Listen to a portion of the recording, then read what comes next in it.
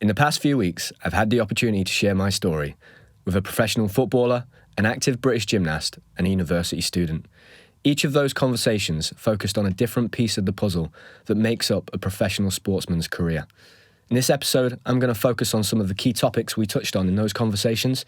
I've also had the opportunity to record an advert, and for the first time, me and Sam produce our own content for somebody else, so I'm going to talk about that process. And this is my story. Recently, I've had the opportunity to share my story with quite a few different people, friends of mine, athletes that I've trained with or competed with in the past, and also a university student that has a really cool project. And I'm going to talk about some of those conversations because they all took a different, almost a different approach to opening up my career and sharing my experiences. And the first one was with a gymnast called Winston Powell. He has a podcast now that he releases, a gymnastics podcast. It's called The Game of Gymnastics. What's really cool is that he reached out to me and basically said, Sam, would you be willing to come on my podcast that I'm starting up? I don't want to tread on your toes. And I said, no way, man. Like, that's amazing that somebody else, another gymnast, is trying to start their own podcast. That's brilliant. That's really cool. And so I went on his podcast. I traveled to Birmingham, went to his house, we recorded. He had a great little setup. It was really cool, and his questioning was brilliant as well. I was really, really impressed. And we focused a lot in that conversation, that podcast that we recorded, which is now live, and you can go and listen to it if you want to hear the whole of that conversation. It was very, very interesting, and the heavy focus was on junior gymnastics. So we talked about my junior career and transitioning from a junior athlete to a senior athlete, and we also touched on the new code of points and how I felt that was going to impact gymnastics moving forward, but certainly that junior transition into the senior ranks. And I think for me, in my personal experience, when I made that transition, I was 17, so I was quite young, and I had competed at the Youth Olympic Games, done very well. I've spoke about this before on the podcast, and then essentially been asked to join the senior team that were preparing for the World Championships. And so I came straight back home from that Youth Olympic Games. I remember at the time I was learning to drive, and I had to be at Littleshall all week for 6 weeks, so I had to put that on hold. So I postponed like the driving lessons that I had planned, went to Littleshall for 6 weeks, loved training with all the senior guys. It was very clear at that time because I actually have some of the footage of me training and doing routines, preparing for that World Championships, that I was still very much a junior gymnast, and I was training with senior athletes. You could tell certainly by my physical makeup, right? I wasn't very well built. I was quite slender, particularly at that age, like 17, 18. I was quite a slight gymnast, very elegant, long lines. And I think at that time, when you're a junior gymnast making that transition to senior gymnastics, the area that is most easy to focus on is kind of the technical side of things because you don't have that physicality yet. So I wasn't strong enough to be doing the very difficult strength moves on the rings. I wasn't quite powerful enough to be doing really big vaults. Floor, to be fair, for me, I felt like I was a very good technician on floor, so I could get around potentially the more power-based skills by doing skills that required a lot of technique and a lot of combinations, so lots of twisting moves. I was very good at that from a very young age. I had really good spatial awareness, so floor wasn't impacted too much, but I certainly think that vault and rings were very difficult when I was 17, 18, making that transition. I also had quite a lot of injuries that were lingering on from being a teenager, and essentially they were almost like, I guess, the growing pains of going from being like a boy to what would be considered a man, although at 18 you're not a man, right? So I had a lot of knee issues at that time, and when we go back to, this is like 12 or 13 years ago now, gymnastics back then, we didn't have the incredibly springy floors that we have now. They were very hard. It was very rare that you'd have a nice soft floor to train on. You might get them in a competition, maybe at major championships, but most of the competitions you were competing at, whether it was nationally or international competitions where you were doing friendly matches, and especially your training gym, you were training on rock solid floors. So a lot of gymnasts around that time had real issues with their knees if they were growing, and also their heels. A lot of people had severs in their heels, which again is like another growing pain that you get down there in your heel. A lot of people had ankle issues. You'd always see everybody have their ankles taped up because if you landed short on those rock hard floors, there was just no giving them at all. But the areas that I could really focus on were pommel horse for sure. Pommel horse, although I had injuries that impacted my career in terms of like wrist injuries that certainly were a little bit of growing pains and elbows, actually the volume of the work and the technique, there was no restriction on the difficulty of gymnastics I could do physically. because pommel horse is a lot about technique and numbers, right? And because I was 17 or 18, I could do a lot of numbers. So I was able to do a lot more work than these older guys, some of which were like 10 years older than me at this time when I was training with the senior national team. So pommel horse was an area where I could really focus, and I made some like massive improvements during that time at like 16, 17, 18. At 17, I was the Youth Olympic silver medalist on pommel horse. I was doing very well nationally on pommel horse. And for me, pommel was an area I could focus on. High bar was another one. Again, I was a real technician, and I hadn't yet learned some of the big, massive releasing catches, but I was able to focus on the intricate skills that not a lot of the gymnasts around me were doing at that time. So they were a lot of the in-bar elements where your feet go through your hands, you squat out, and you do turns, so a squat half and a squat full. There were not a lot of gymnasts in Great Britain at that time that were doing those skills. In fact, there was hardly anybody. So I really was on that kind of cusp of pushing to doing difficult gymnastics on the high bar that we hadn't really done in Great Britain up until that point. So high bar was a great area. Parallel bars, again, there was a lot of skills that I could focus on. However, with parallel bars, I think the big mistake that I made at that time of being 17, 18 was that I pushed a lot of skills that I just wasn't physically ready for. And so a lot of those skills were the skills where you land in upper arms, in upper arm hang like this. It's not been so popular in recent years to do those skills, although it's now a lot more popular to start in an upper arm hang and finish on two arms and do like a front up rise Diamondov or a Stutz.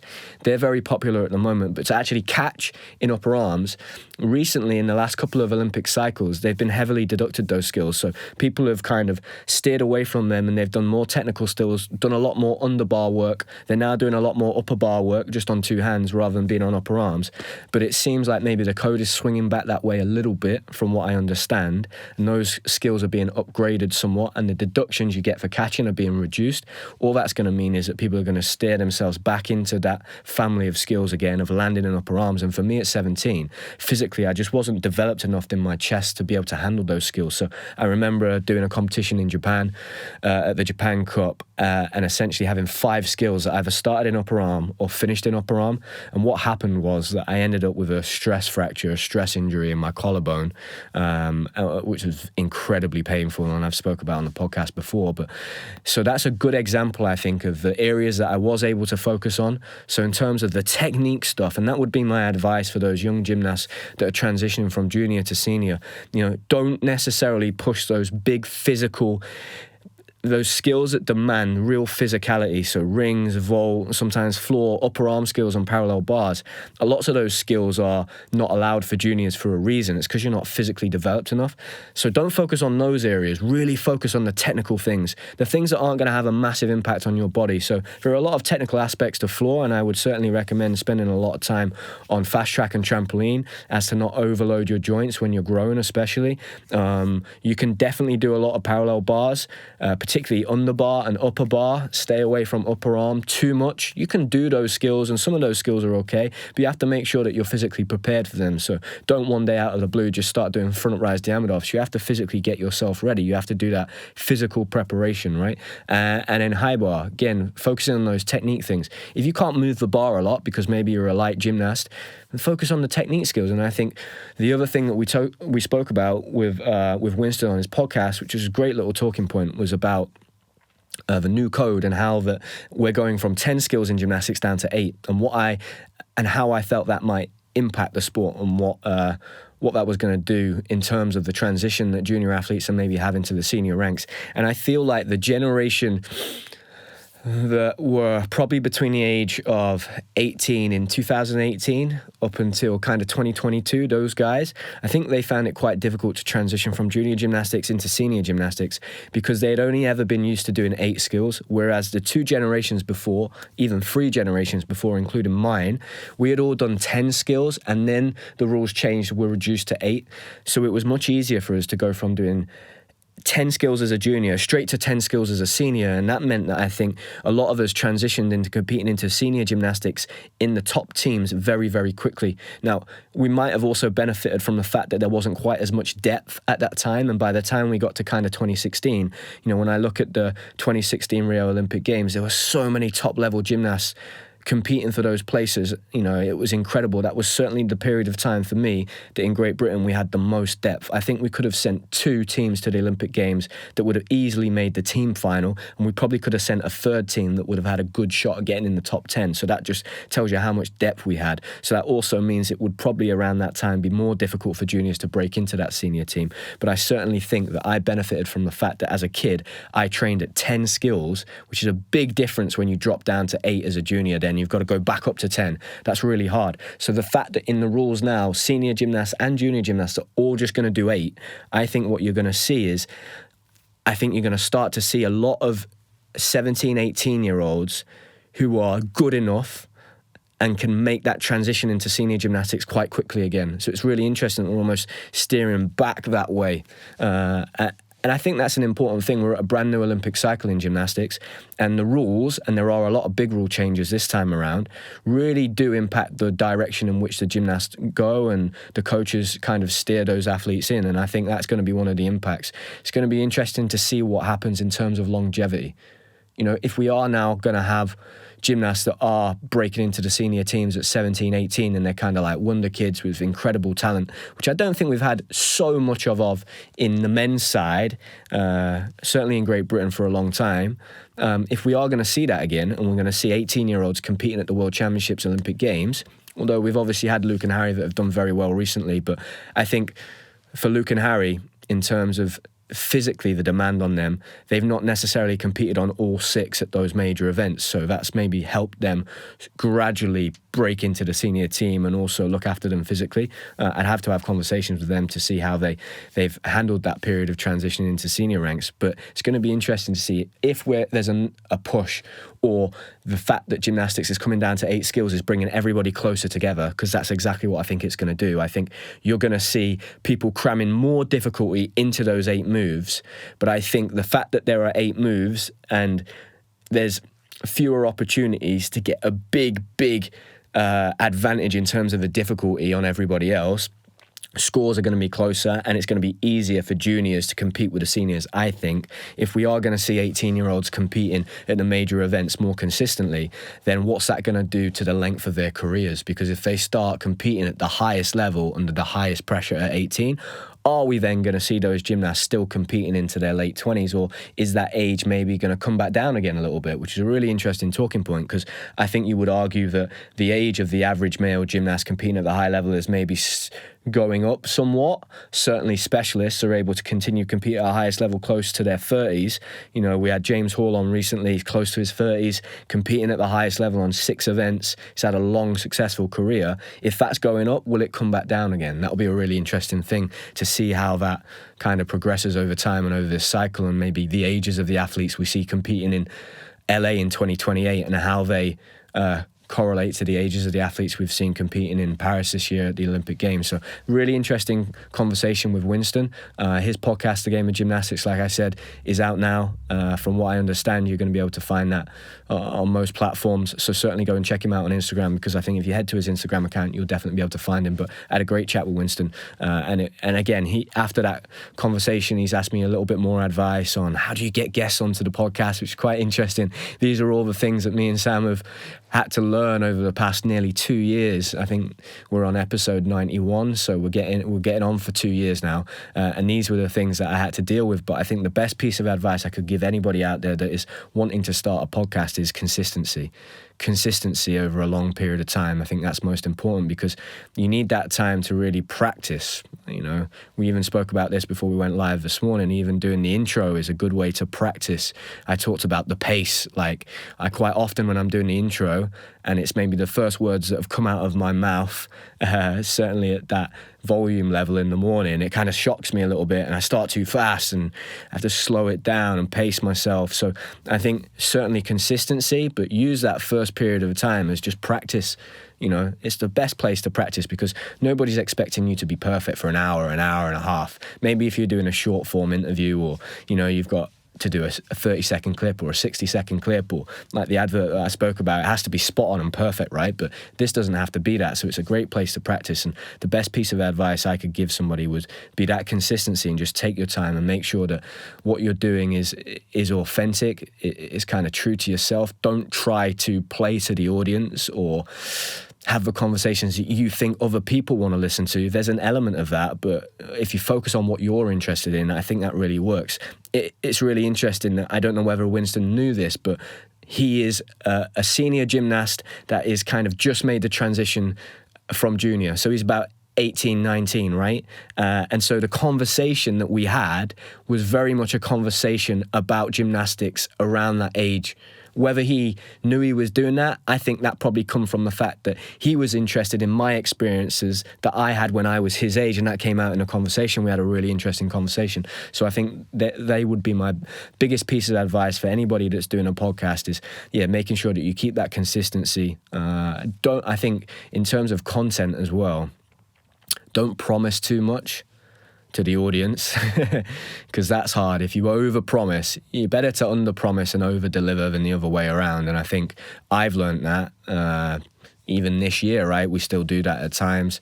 I know that we started doing a few vlogs on YouTube and they've kind of tailed off a little bit, but that again can be used as almost a springboard and a learning experience of how to do it. We use that for sure, getting back into the gym, training, doing a couple of vlogs has helped our advert that we recorded this month, and it's going to help the stuff that we do in the future. So I think don't overpromise and just keep it nice and simple and really focus on that consistency. Next conversation that I had was with Jack Blake. Jack Blake has been on our podcast.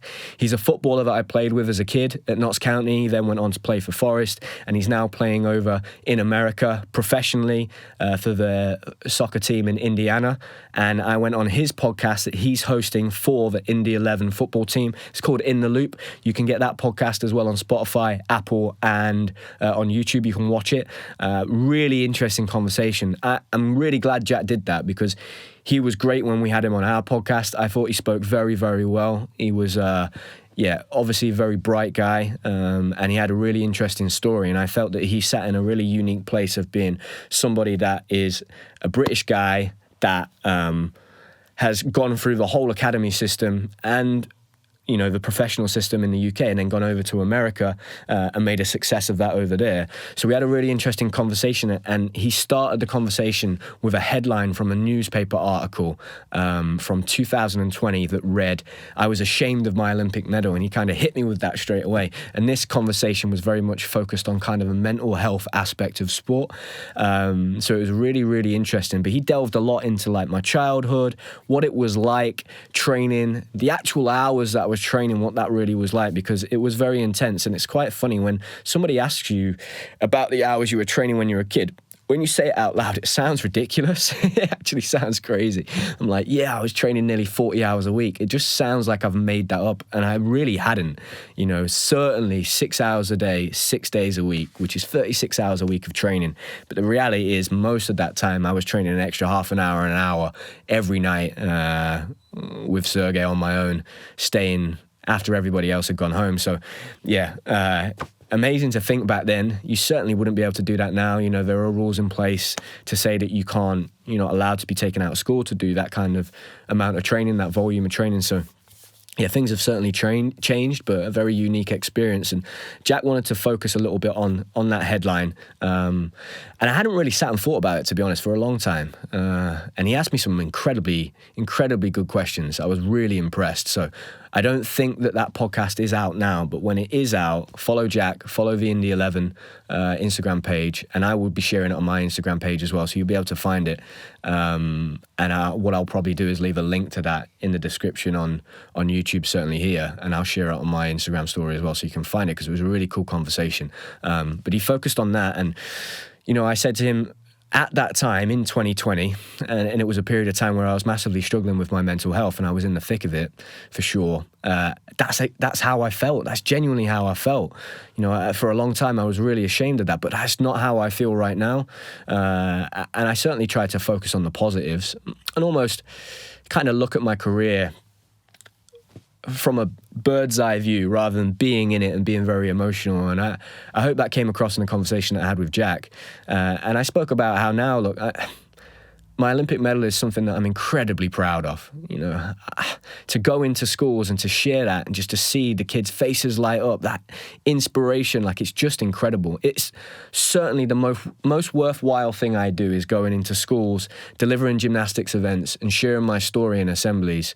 You know, whether the kids are in reception and they're 5 years old or they're 11 years old, to see them all just completely in the zone, listening to the story, being able to see gymnastics right there because I do demonstrations. It's just the most amazing thing, and I can do that because of the Olympic Games.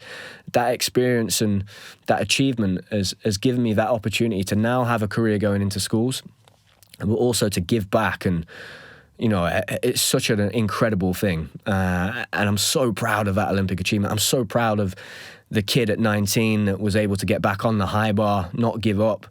My life's, I guess my career was very much like that, right? It was a series of setbacks, getting back on my feet and not giving up.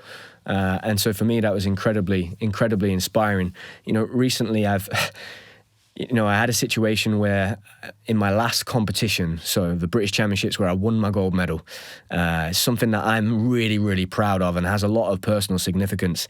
I actually gifted that to somebody and they've lost it. So it's been really interesting that, because a lot of my family have been very upset about it, quite rightly.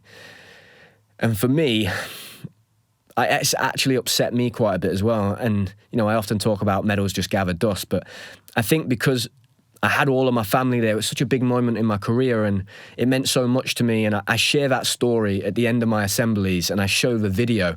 And quite a lot of the kids now have been asking me to bring that gold medal in, to show them that gold medal, because I take my Olympic medal in. And it's such a great story of never giving up, you know. Even that day when I competed and I did that routine, it certainly didn't go to plan. So the fact that I had come through that period of time where I was ashamed of my Olympic medal, and a year later, 18 months later, I competed at the British Championships, and I just felt so proud of the achievement, right? And what it represented, and the fact that one day my little boy is going to grow up and I'm going to be able to show him that routine. I want to show him that medal and the kit that I wore, and that's gone now because, yeah, somebody's either misplaced it, lost it, stolen it, or it's gone. It is quite upsetting. I'm going to reach out to British Gymnastics and see if they will send me a replacement medal. I'm going to reach out to Dave at Turn and see if he'll send me a replacement leotard, the one that we had made for that competition. But it's not the same. It's not quite the same. But, you know, I don't need that. I have the memories myself. I have the video, the routine. You know, I still get goosebumps every single time I watch that routine in an assembly from the back of the hall, and I see those hundreds of kids watching it, just going crazy when I'm catching those 5 releases with my torn rotator cuff. And when I'm about to do my top change and wind up for my dismount and I hear my brother shout, "Come on," that voice just, I can remember it. It's like a sense memory. I can vividly remember just being absolutely shattered, barely being able to hold the bar, keep my eyes open, just hearing that and just kicking and closing my eyes and just hoping and praying that I landed on my feet. And you see that routine, it's on YouTube. It's the high bar routine from the 2021 British Championships, and my feet just hit the floor. I don't land. It's just literally hit and hope my feet are on the floor at the right time. It's just, what a special moment, man. So yeah, I'm really disappointed that I lost that medal. And, you know, now, you know, if I was ever to lose my Olympic medal, I'd be so upset because of what that represents and what I'm able to do going into schools and share that experience. And the other thing that we touched on in Jack's conversation was that decision between gymnastics and football, which, you know, I've got an athlete coming on the podcast next week, and there's a certain part of, I guess, his story that everybody kind of talks about now because that's almost become his identity. And that certainly was mine for a long time. I was the kid that chose gymnastics over football. You know, even at the Olympic Games at 19, 7 years after I made that decision, everyone that I spoke to in terms of news reporters, journalisms, broadcasters, they all asked that question. God, are you happy? And I bet you're happy now that you chose gymnastics over football, right? And, you know, he asked about how difficult that decision was. It was very difficult. And when I think about it, you know, I tried to give the most honest answer I could in that conversation. It's hard to remember exactly what was going through your head at 12 years old, right? And that's a big decision to make. I think the one thing I would say is that my parents certainly left that decision up to me. I felt like at the time I was quite fearful, actually, if I'm honest. I was very fearful of the reaction of Sergey, the reaction of the national coaches, the reaction potentially of anybody within the gymnastics community if I was going to go and then make that decision to pick football. But I also think that I had this inner determination of wanting to prove something.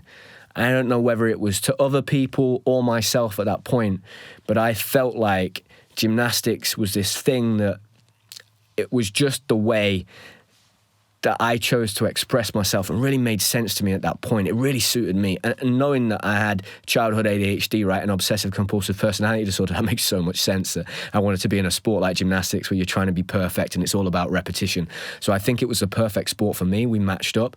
I certainly think at times that had its challenges built within it. But for me, I think gymnastics was perfect. And you know, at that time, everything, it was just like the perfect storm. We'd won the bid for the Olympic Games. The Notts County Centre of Excellence had closed down. It was the perfect time. And I think really there was only ever going to be one outcome. But what was interesting was that very recently, about 2 months ago, I had a message from a friend that coaches a gymnastics club in Ireland.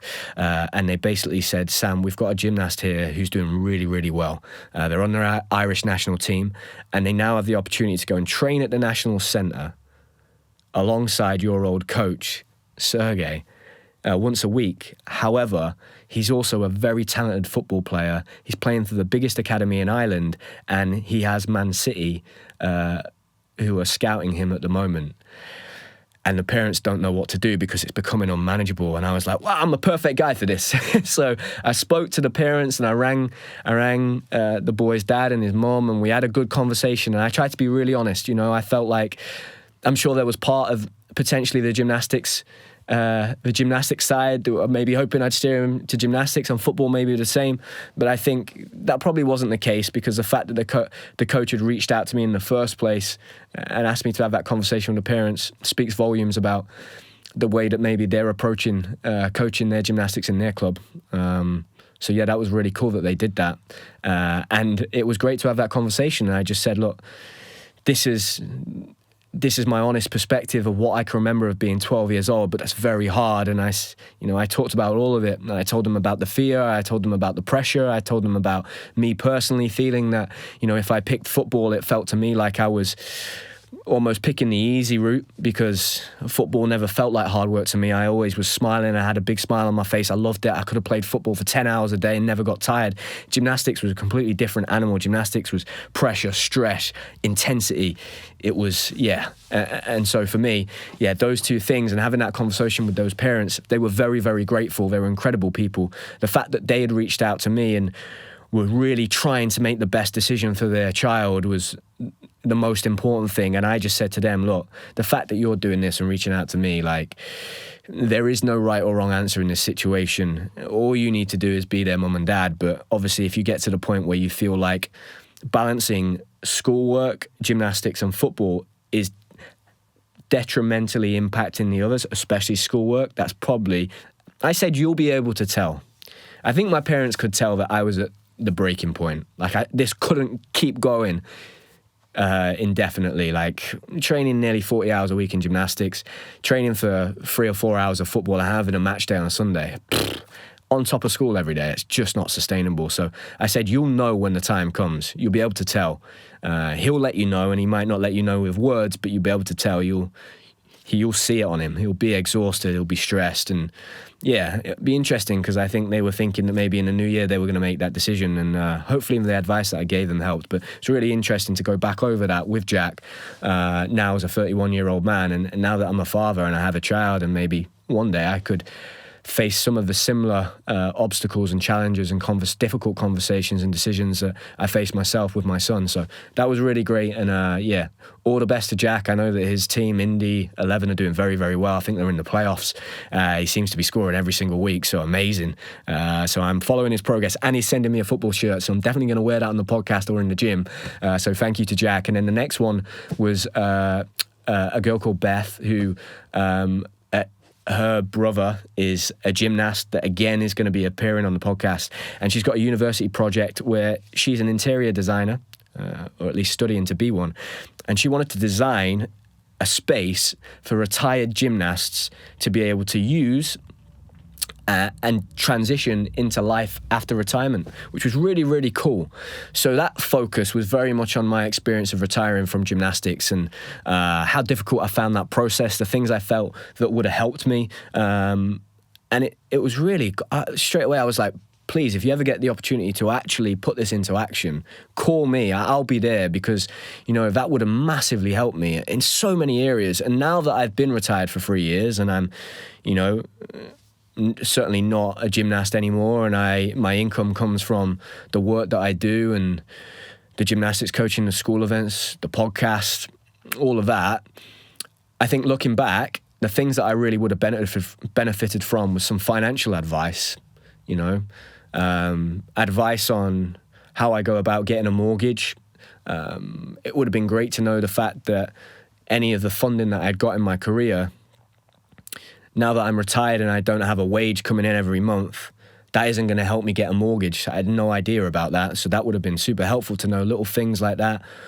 I had no pension as an athlete, never. And I look at a lot of my friends, right, that maybe have been in work and have work-based pensions and have been paying into them, and their employers have been paying into them maybe since the age of, I know that that's maybe a relatively newer scheme, but have been at least paying into a pension since they've been at work, some of them since they've been 18, right? For me as an athlete retiring at 28, I have no money in a pension. So I think that's one thing that would have massively helped in my career. If I'd had some advice, Sam, maybe you should be putting some of your funding that you're getting every month, you should be putting it over here for the future and thinking about your future. That would have been massively helpful. But also at retirement, Sam, this is what you should be doing with any of the money that you made in your career.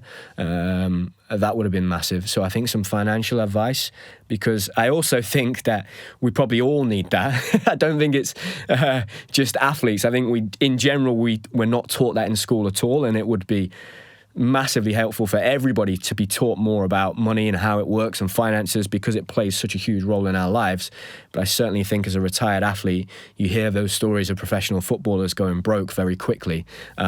It's something that would be brilliant if that was in place. I was lucky enough to have 3 months of extra support from the EIS, so the English Institute of Sport. It meant I had access to physios, doctors, sports psychologists, nutritionists for 3 months after my retirement. I had a short window. That's how I got picked up and eventually was able to get therapy and was diagnosed with my depression and my anxiety. So I'm very grateful for that.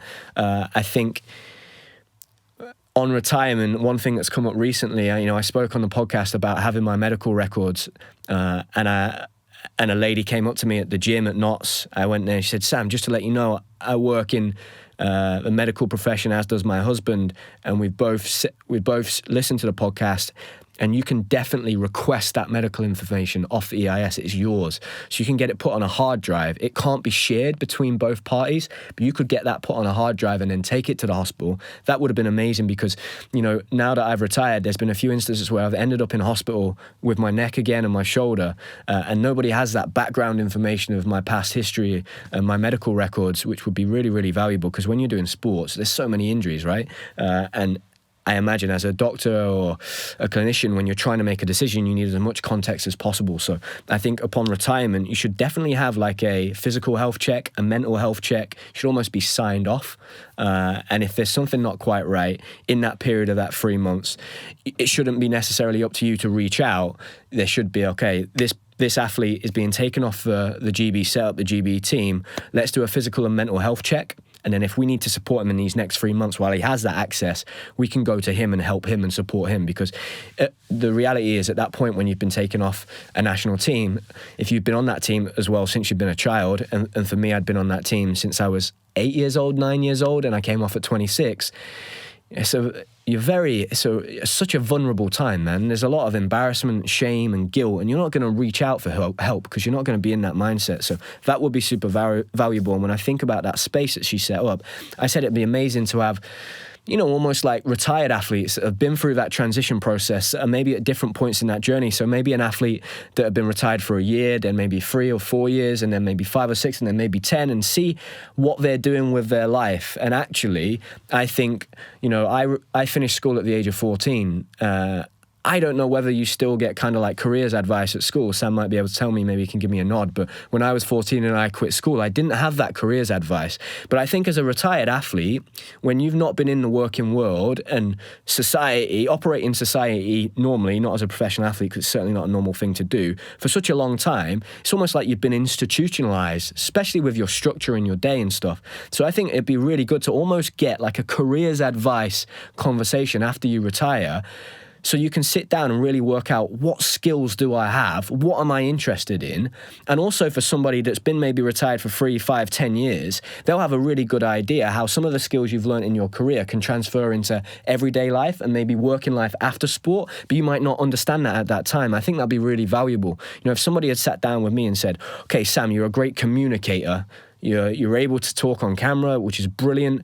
Maybe you could get into doing public speaking events or going into schools or sharing your story. Like, these things would have been really helpful. Now, I did them myself and I got there eventually, and it didn't really take me too long, but it would have been really, really helpful for me to have sat down and had those conversations. Maybe put a CV together, somebody that could sit down with me and put a CV together. That would have been brilliant, you know, because I don't even know where I would start with that. I've never put a CV together, right? And I don't know what I got in my GCSEs. I quit school when I was 16. So these are the type of things that I'm trying to think about that would really support athletes into retirement. And just having that safe space where maybe a couple times a year, Red Bull did something amazing where they would used to have an athlete summit. They get all their athletes together for maybe a week. They'd all come together and they'd cross-pollinate and share ideas. Something like that, 2 times a year, where maybe anybody that's retired in the past, I don't know, 24 months, you can all come together. We're going to bring in guest speakers like former teammates and GB teammates. You know, I'm straight off the top of my head, I'm thinking of people like Christian Thomas,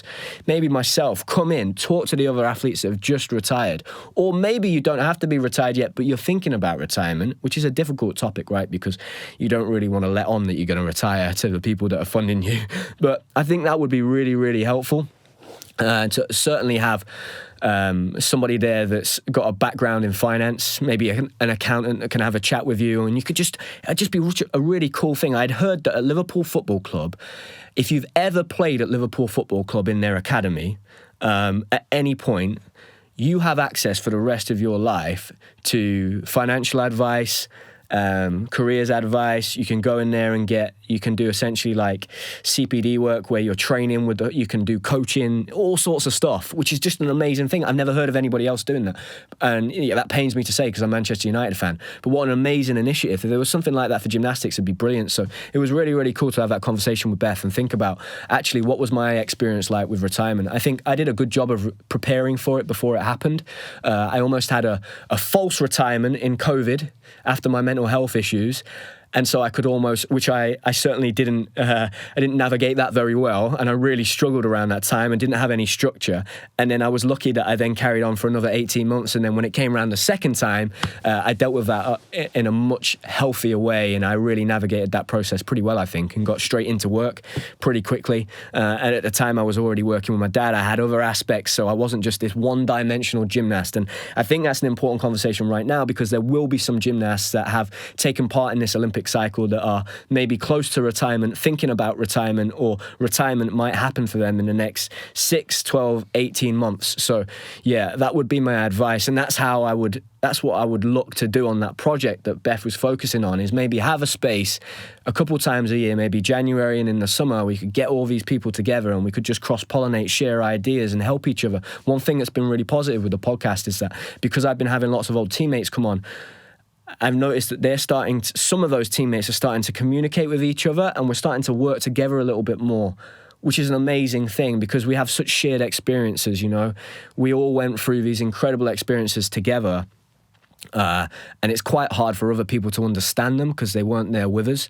And that's one thing I've really enjoyed, and I've certainly stayed in contact with most of the guests, to be honest, that were old teammates that have come on the podcast. So it's been a massive positive that. So I think, yeah, that was a great conversation, one that I really enjoyed exploring. That's not going to be out because it was a university project, but I hope one day in the future something like that happens, and if Beth's part of it, that would be brilliant because I think, you know, she's the right type of person to put that together, and certainly from speaking to her and her ideas, and you know, she has a personal vested interest in having a brother that's an athlete that will go through that process one day, and hopefully that conversation we've had there a little bit will help help some of the athletes that are thinking about retirement at the moment, and they go through that transition, because it's not difficult, it's really, really hard. And then I think the last thing I was going to speak about today was just this process of recording an advert. So when this came about, it was one of the companies that I work for and do school events for, Great Athletes. They've just rebranded their name, a brilliant company. They've worked with over 3 million children in the UK, which is incredible. They're massive, they're nationwide. They go into schools delivering fitness circuits, and then they have inspirational athletes like myself go in and share their stories. I love it. I took over that role there at Great Athletes from Christian Thomas. So again, Christian did me a great kindness and was really, really supportive before I retired. And he said, look, Sam, I do these events. They're looking for somebody else. Would you be up for it? And it was great for me. That was a real lifeline while I was still training. It got me a little bit of extra income, but also gave me a few ideas on maybe what I could do when I retired. And Great Athletes came to me and says, look, Sam, we want to put an advert together. We want you to do it. Can you do it? And so I was kind of like, okay, right, how would I do this? What would that look like? The idea was that basically the first bit of the brief I was given was we want it to be exciting in the first 3 seconds. So if you can do some kind of gymnastics where you land in front of the camera, and I was thinking, wow, what kind of gymnastics can I still do? So I think my first reservation that I had, the biggest reservation, was just about physically, what kind of gymnastics can I actually do? It'd been 3 years really since I tried to do anything of a real high level in the gym. So what I needed to do was go to the gym and actually do a little bit of gymnastics. So what's really incredible is I only went to the gym twice before we recorded this advert in the gym 2 weeks ago, me and Sam. And I went to the gym and I swung around the bar. The gym was dead quiet that day. The boys were away at national training camps. Josh was away.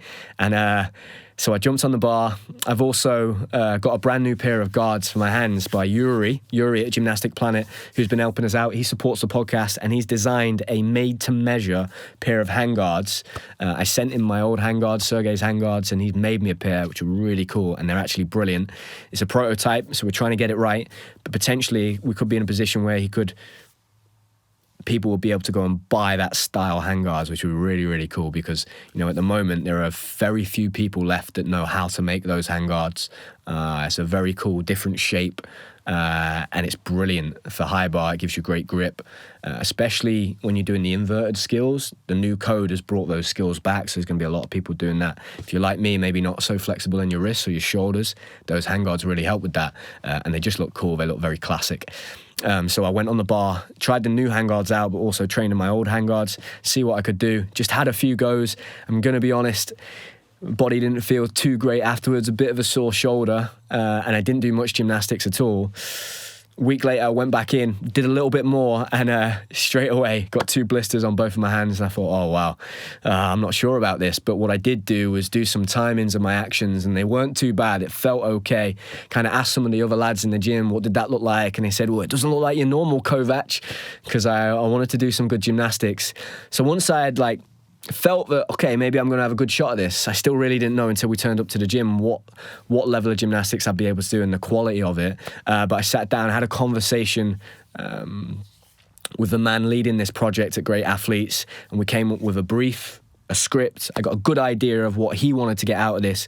I went away then and I planned the skills that I wanted to do in my head, and I had some ideas of the kind of shots and the angles we would get, thinking back to when me and Sam used to work together and the amazing footage you got in the gym when we used to do our vlogs before, many years ago. And I had that in my head, almost like a storyboard, and I had to fit that to the script that I wrote. And I was given some key points in the brief, so certain things that I felt had to be in there. I went away, I wrote the script, had an idea of the shots and the skills that I could do. We went to the gym and me and Sam just got in the lab and we just created. And what was really cool was, I think because we both prepared very well and we slipped into that old, it's almost like putting an old pair of shoes on. We just knew what we were doing straight away in that gym and that setup.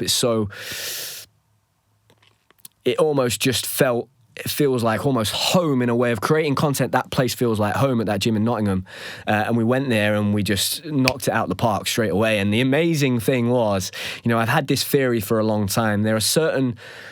When I teach a technique in gymnastics, there are certain things that I'm focusing on, okay? And the first thing that I focus on is longevity, are the athletes going to be able to compete this skill and train this skill for a long period of time without it taking a physical toll? So that's one of the reasons that I teach a certain type of technique, okay? The second reason is giving them the biggest potential possible to do the most difficult gymnastics in the future. So is this technique going to allow them to do the most difficult gymnastics they could possibly do? Because sometimes you can learn a technique that maybe in the short term you can do quite a big difficult skill, but you're going to come up against some problems if you try to make that even more difficult moving forward and add more twists and more somersaults, because the technique isn't going to allow you to do that. So it's definitely that difficulty, maximum difficulty. And then the other thing that I'm thinking about is consistency of performance. Like, how consistently can you perform that skill in training, but also under pressure? And they're three of the main things that I'm focusing on when I'm looking at technique. So for me, it was really interesting that I'd not done a Kovac in 3 years. In fact, the last Kovac that I caught on the bar was my final routine that I spoke about earlier in the podcast at the British Championships in 2021. And it was a beautiful Kovac.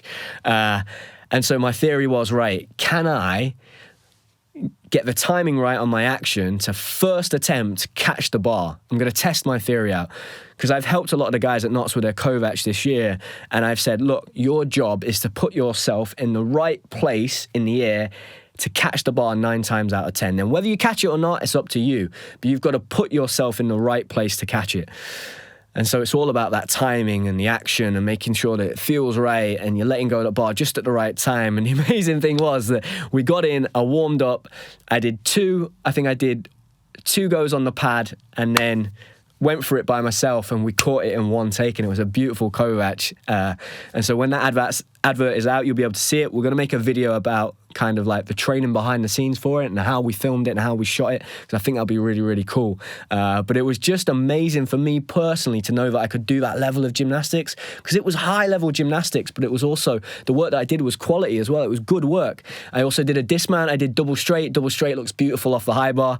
I've spoke about having twisting issues with that skill in the past. So again, that's another thing going through my head right before I do the skill. I'm not telling everybody that, but I'm like, oh, I wonder if I can do this without and it was fine, you know, that thing that I spoke about in the past, that kind of like that theory of making sure that there's not too much free space in my head, and I'm thinking about all the little parts that I have to do, and I'm almost saying it like a mantra in my head, and identifying the words with the feeling and the action of the skill, and it helped. And I did the double straight, I did a hop full turn, a quast. I've got to say that quast was a little sore on my shoulder. I was a bit sore the next day where my rotator cuff is, but yeah, I did some really cool skills, and I absolutely loved it. I loved the process of it. I think the approach for the script, I took it really seriously. And the idea was, I think, for me and Sam, that if we do a really good job of this is something maybe we could do again in the future. And we have plans to be recording in the gym and doing documentaries on other athletes. And we've spoke about that before, not just doing stuff in the gym where we're recording me, other athletes. And I'm wanting to be able to go to record other athletes and do some gymnastics with them or do some training with them if it's a different sport. So it's great for me personally to know that I can still do some high bar. And it also opened a little bit of a window and a door of new opportunities that maybe I might be able to take on in the future. You know, I had the chance earlier this summer potentially to do another TV advert where I was going to act as a body double, and I think I can say it now because it's out, and it was for Rhys McClenaghan on the pommel horse. So I had the phone call. They said, we're looking for a gymnast who can do some basic pommel work. We want him to be able to do flares. And I was like, whew. In my head, I thought it was for Max. So I was thinking, whoa, if Max is doing like his high level stuff, I've not swung on a pommel horse for 3 years. And for me in the gym, high bar seems to be really easy for my body to do, but any other apparatus is very, very tough on my joints. So I was umming and ahhing, I wasn't sure. And in the end, I kind of said, nah, this isn't for me, this one. And they picked somebody else. And then I saw that advert come out on Rhys McClenaghan's Instagram page. It was for G-Star, for the jeans. And now looking at it, I probably could have done the skills. It was only basic skills that needed to be done. I probably could have done those skills, but I didn't back myself at the time. But now I know in the future, if I get those opportunities, I'm certainly going to take them on, because it doesn't have to, it's really cool how that doesn't have to be the end of my gymnastics, right? Like I was a very good gymnast, okay? But I'd say on the high bar, I was a great gymnast. That was my one apparatus where I got somewhere close to what you would maybe call mastery level. I love it. Like I love everything about high bar. Like I've studied it intricately. I love the feel of it. It just makes sense to me. Technically, I love coaching that apparatus. It's just, I love it. It's my favorite to watch. It's just an amazing piece of apparatus. It helps that it's so exciting to watch as well. And so the fact that I can potentially do high bar and do some work and maybe use my career in the future is really exciting. So if there's anybody out there that needs a high bar worker, you let me know, because I'm up for it. I flirted with the idea of maybe doing could I do a high bar? Could I do a competition where I just get to do high bar? Maybe, you never know. Just a one-off. That'd be really cool. But yeah, it was an amazing process recording that advert. It's going to come out hopefully very soon. You'll be able to see it. So keep an eye out for that. You'll be able to see the footage, and we're going to make a video around that footage because it was such a cool experience. I think, yeah, we should do, because I think people would find it really interesting how we approached that, how we recorded it in the gym, the footage, the training footage, the footage that didn't make the final cut as well. But yeah, I hope you've enjoyed this episode. It's been a while since we've done a solo episode. I've enjoyed this one today. It's been a nice little break. We've got some great guests coming up. We're approaching that episode 100. We're doing really well at the moment. Spotify, Apple, YouTube in particular. You know, our subscribers are going up. So if you haven't yet subscribed to Spotify, if you're on Spotify, Apple, or YouTube, make sure you subscribe, because you get the episode every Monday. It releases every week without fail. We're at week 91 when this episode comes out. We've got plans to get bigger and better. You know, we've nearly at our first 100. We've not quite got there yet, but once we do, we're going to have big plans for the next 100. Guests that we've got coming up are very exciting. We've got a few Olympic medalists in the pipeline, which is cool. Some of the requested guests that we've had, some of the most requested guests that we've had are hopefully going to be coming on the podcast, and I'm super excited for what the future of the podcast holds. But thank you to everybody that's been supporting. Make sure, like I said, if you're not subscribing yet, you can download the podcast every Monday, Spotify, Apple, YouTube. Subscribe. Please leave us comments as well and feedback, because we do read them, and it massively helps. Certainly when I'm doing these solo episodes, it helps come up with topics, what people want to hear about, what they're interested in. So thank you very much, and I will see you in the next episode.